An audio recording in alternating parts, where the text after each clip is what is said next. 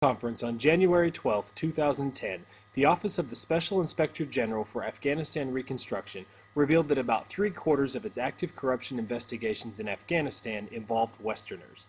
Just 10 of its 38 active cases involved Afghans only. While U.S. officials often insist that the Afghan government do more to combat corruption, the Inspector General's report makes it clear that Western corruption in contracting and procurement is also a major problem. Today, there are a lot of accusations about corruption by the government of President Hamid Karzai. To address fraud and corruption, the conversations that now have to be had and continued with the Afghan government are the steps that they're going to take.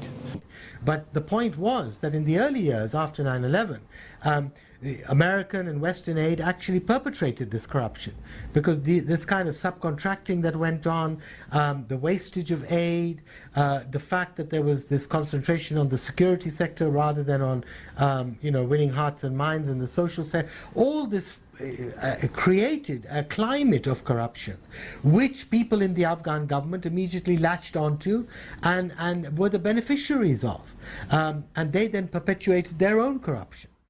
We're identifying collusive and insider trading of information during the award process, collusive bidding on contracts, kickbacks and bribes being paid during the awarding of contracts.